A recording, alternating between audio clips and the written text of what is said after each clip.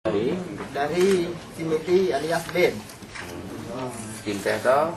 Tim tes Pak Ramli. Hidup.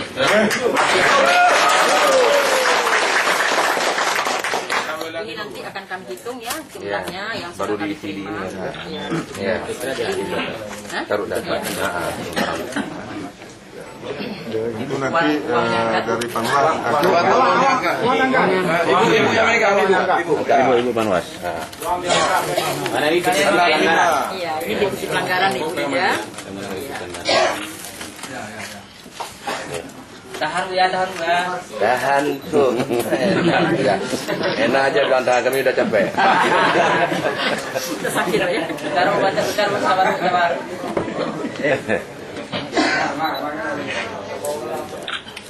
Luar biasa. Dia nampak duitnya lah. Duitnya angkat bukit. Ditentek. Kami kasih salam-salam, nggak ada salam tempel sekarang.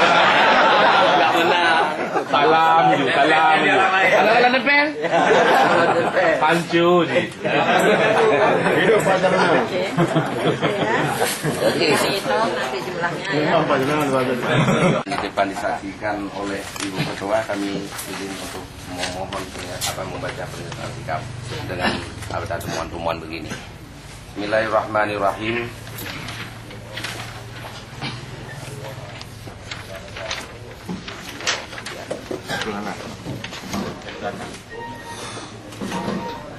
Ini kita tahu. Pernyataan sikap forum pasangan calon bupati forum forum koalisi paslon pencari keadilan PKP2K sebagai berikut.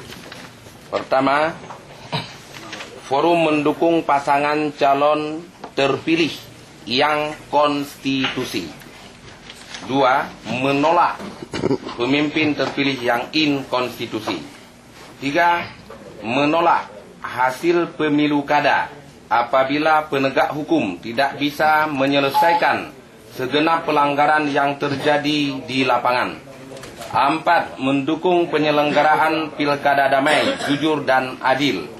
5. Dari hasil temuan di lapangan dan laporan masyarakat, pilkada di Aceh Barat syarat dengan kecurangan dan pelanggaran-pelanggaran, terutama money politik atau pemberian dalam bentuk materi seperti beras, uang, baju, kain sarung, dan mukena.